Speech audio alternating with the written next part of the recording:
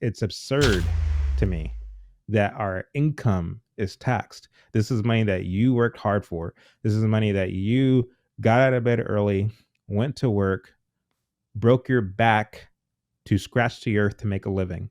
So you can bring home funds to make sure that your dwelling is paid for, to make sure you got food on your table, to make sure that your kids are cared for and properly educated.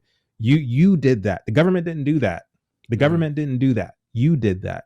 So the fact that the government has first dibs to your paycheck is absurd. So in your like perfect world, or your what's your idea of like what the government should do? Like, what are we paying tax dollars for if the government doesn't like make laws and make us adhere to them and things like that? I'm not saying that the government shouldn't exist. I'm not an anarchist. I'm not saying that the government shouldn't have um, certain powers, certain requisite powers. Um, I believe, like John Jay, one of the founding fathers who wrote a number of the Federalist Papers, that wherever you go in the world, wherever you go in the world, you will have government. Government is inevitable. It's inescapable. Mm.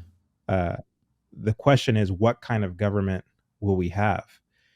That's a question that we get to answer in a republic, in a democratic republic, in a constitutional republic. Mm-hmm. My concern is that we underutilize that here in the United States. Not only do we underutilize it, we don't even know how to use it. We don't even know how the government is supposed to function. I guess which gets to your question, which is, how do I believe the government should function? I believe that the federal government's power should be extremely limited. There's no reason why they should have all of these departments. We shouldn't have a Department of Education. We shouldn't have like a Department of Energy. We shouldn't have any of these departments. Those things should be left up to the private sector. Mm. At the same time that the government's expanding, you have a systematic, deliberate um, agenda to weaken men, to weaken masculinity. Mm. And so we as men don't believe in ourselves. We don't believe in ourselves to educate our children. We don't believe in ourselves to protect our food. We don't believe in ourselves to build our infrastructure and create peace and stability in our land. And to the extent that those things go left undone, the government comes along and usurps the power to control those things. And so, again, when you look at social justice movements, they're driven by fear.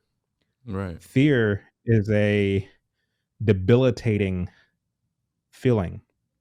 When you're debilitated and you distrust your ability to provide for yourself, you distrust your ability to step up to the plate and rise to the occasion, you will vest and punt that responsibility elsewhere to someone else. And so, again, feminism, as I mentioned earlier, is meant to emasculate society. So men aren't what they used to be. We just aren't.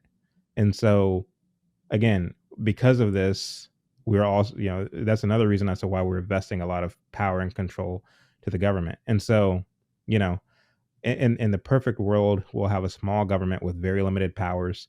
We wouldn't be taxed out the wazoo like we are. Mm. We wouldn't have a income tax. It's absurd to me that our income is taxed. This is money that you worked hard for. This is money that you got out of bed early, went to work, broke your back to scratch the earth to make a living. So you can bring home funds to make sure that your dwelling is paid for, to make sure you got food on your table, to make sure that your kids are cared for and properly educated. You did that. The government didn't do that. The Right. government didn't do that. You did that. So the fact that the government has first dibs to your paycheck is absurd. Before you even see the check, the government has already gotten it out, gotten money out of it. And then we have the socialist um, program called Social Security and Medicaid and Medicare. I mean, again, if as a man and as people, it's your responsibility to take care of your health. It just is. Mm. And the fact is, we don't need Medicaid and Medicare to be um, cared for medically. There's doctors and doctor firms, or I'm sorry, there's clinics and doctors who are willing to work with you and come up with a family plan and all the things to make sure that your family's health needs are provided. Okay. The fact that we kind of centralize all of this power into the government makes it to where we're not able to be creative with how we go about making sure that these needs are met.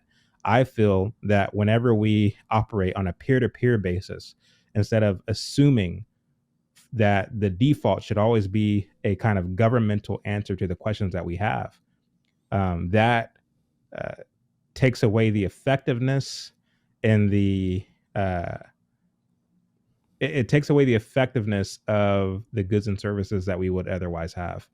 Um, Again, if we are doing things more on a peer to peer basis, it becomes more personal. It becomes more effective. Relationships are built. Um, this, that, and a third. But when we kind of depersonalize it and make everything a kind of top down government led thing, Hmm. um, that makes it all the more, um, I guess, subpar. I mean, if you go to any kind of government ran facility, whether it's to get your driver's license or whatever, the people who work at these places are miserable. They treat you like crap, like you're just a number. Yeah. Whereas if you go to a mom and pop shop to order a sandwich, hey, how are you doing? What's your name? Where are you from? You know what I mean? It's more personal. Hmm. And again, I feel like a lot of the goods and services that we have here in the United States would be better off left to the private sector as opposed to the government.